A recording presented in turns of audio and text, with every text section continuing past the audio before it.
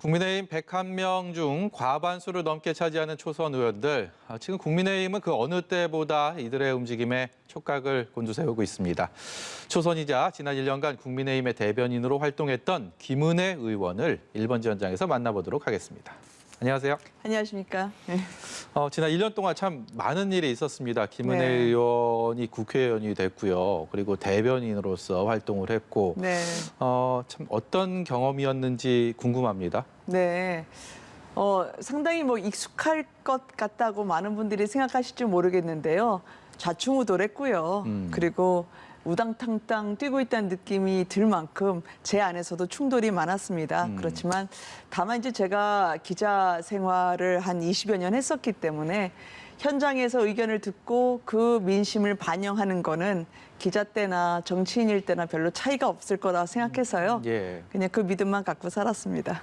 언젠가 제가 개인적으로 통화를 한 적이 맞아요. 있었는데요. 연락 주셨었죠. 그때 대변인으로서의 역할을 수행하는 것이 너무나 어렵고 힘들어서 방송 출연은 좀 자제하고 있다. 이런 네. 집중을 할 수가 없다. 이런 말씀을 하셔서 네. 지금 이제 대변인직 내려놓고 저희가 모셨는데 그렇습니다. 앞서서 또 청와대 대변인도 하셨었잖아요. 네. 근데 누가 봐도 김은혜 의원하면 말 잘할 것이다. 뭐 이런 건 너무나 일반적인 대중적인 이미지인데 네. 실제로 국민의힘의 지난 1년간 대변인 정말 그렇게 힘드셨습니까? 꼭 여쭤보고 싶었습니다.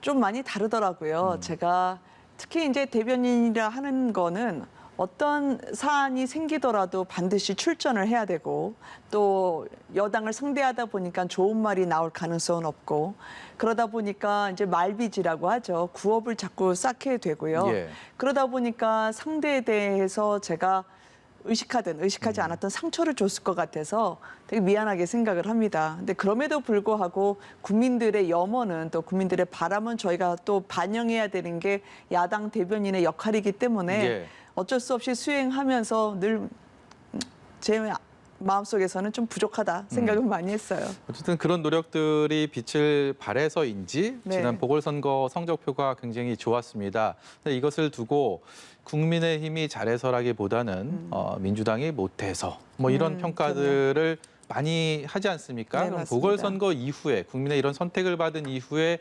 국민의힘은 현재 잘하고 있는 건지 궁금합니다. 아슬아슬하죠. 특히 이제 선거 때, 재보궐선거 때요. 많이 놀랐는데 국민 여러분들이 저희를 바라보실 때 정말 너희가 잘해서 이 표를 주는 게 아니다라는 말씀하셨거든요. 예. 정신을 차려야 된다 이야기를 하셨고요. 저희가 제대로 하지 못하면 언제든지 회수할 수 있는 지지다. 따라서 저희는 이 표를 외상으로 가져왔다고 생각을 할 정도로 지금 저희는 경계선에 서 있다고 생각을 합니다. 무엇보다 저희가 잘해서 주시는 게 아니기 때문에 그래도 이 나라의 법치나 정의나 공정 이거를 우리 국민의힘에 맡길 수 있을까? 국민 여러분들이 간신히 지금 시선을 주시기 시작했기 때문에 더 잘하지 않으면 이 죽비를 벗어날 길이 없다. 그렇게 생각합니다. 예. 제가 방송 준비하면서 다른 인터뷰 네. 하신 것 좀 봤더니 예. 도로 새누리당으로 돌아갈 일은 없다 이런 네. 말씀을 하셨습니다. 이게 초선 의원으로서 이렇게 자신할 수 있는 근거는 무엇인가 모시면 꼭 여쭤보고 싶었는데요. 네. 무엇보다 그거는 말씀을 드리면서 저희 스스로 다짐하는 거라고 전 생각을 해요. 특히 이제 초선 의원 같은 경우에는 저는 반드시 나이가 어리고 혹은 선수가 얇아야 정답이다. 그런 도식은 반대하는 편입니다. 네. 무엇보다 우리가 국민의힘이 국민 여러분께 변화하고 혁신해야 되는 것 맞죠. 네. 근데 그 쇄신은 반드시 초선이어야 된다라고 말씀드리고 싶지는 않지만요. 저희가 그나마 이제 지역이나 계파 혹은 저희가 지분 같은 게 없는 소액주주들의 모임처럼 느껴지실 것 같아요. 네. 그래서 이 부분에 대해서 저희가 확신을 갖고 국민 여러분들이 심판받은 당 아니겠습니까? 네. 국민의힘은요. 4번 심판을 당했지만 1번 가까스로 이겼습니다. 그래서 1대 0이 아니라 4대 1의 심정으로 끊임없이 바꿔나겠다라는 걸 말씀드리면서 스스로에게 약속한 거나 다름없어요. 예. 내일 새 원내 사령탑이 결정이 네. 됩니다. 김은혜 의원도 이제 한 표를 행사하시게 될 텐데 그렇습니다. 이 4인 4색 각 후보 누구 지지할지 이 자리에서 말씀하시면 안 되고 어떤 리더십이 가장 현재 요구가 된다고 보세요? 원내대표의 경우에는 특히 더 중요하죠. 왜냐하면 당대표 같은 경우에는 대선 후보를 뽑은 다음에는 그 뒤에 안정적인 경선 관리를 하면 되지만 원내대표 같은 경우에는 결국은 여당과 정권 교체 그 직전까지 끊임없이 입법 투쟁을 해야 되기 때문에 전투력이 있어야 된다고 생각을 하고요. 또 그 전투력의 원천인 의원들을 한데 묶을 수 있는 그런 소통과 통합의 리더십도 필요하다고 생각을 합니다.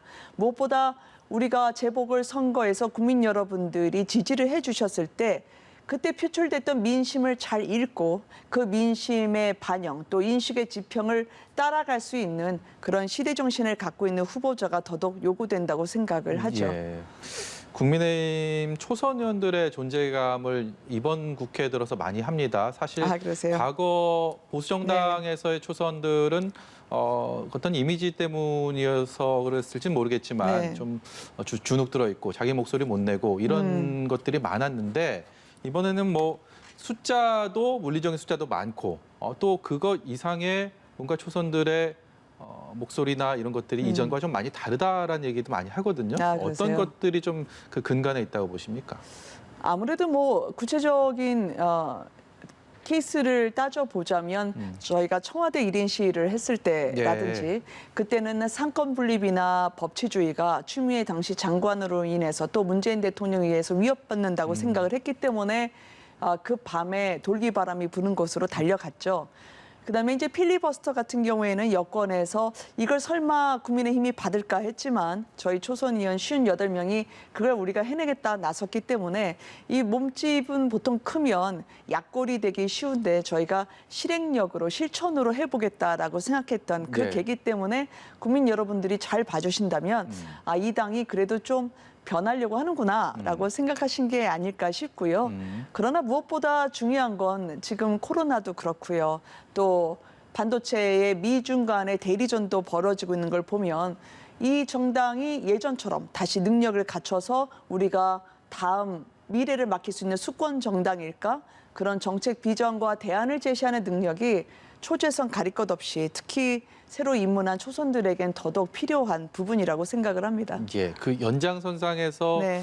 김웅 의원, 동료 의원 네. 김웅 의원 같은 경우는 당권 도전이 기정사실화되어 있는 상황이고, 그렇죠. 그래서 눈길을 많이 끌고 있는데 김은혜 의원은 더 큰 도전을 하실 생각은 없으세요? 제가 굉장히 고마운 말씀이긴 한데 상당히 무서운 말씀이기도 합니다. 근데 제가 당 대변인을 그만둔 지가 얼마 안 됐거든요. 예. 지역에 내려가니까 이제 지역 분들이 저한테 이 가출했던 장녀가 이제 다시 돌아왔다고 하셔서 예. 이게 웃기는 했는데 마냥 웃을 일만은 아닙니다. 그런 일 같은 경우에는 제가 아직 생각을 다 끝내지 못했기 때문에 혹시 기회가 되면 지역 구민분들께 여쭤보고 또 기회가 되면 그분들의 의견을 들어야 할 문제죠. 예, 네. 기회가 되면 네, 그 기회가 부분이 되면 여쭙고. 네, 알겠습니다. 대정부 질문이 지난주인가요? 그때 네, 그렇습니다. 홍남기 총리등이랑 이 코로나19 백신 가지고 네. 김은혜 의원 뭐 이렇게 굉장히 설전 벌이는 거 많이 네. 눈길 끌면서 많이 봤어요. 이게 정부의 대응이 굉장히 안일했다라는 곳에 이제 많이 질타를 하셨는데 네. 여전히 뭐 그 생각엔 변함이 없으신가요?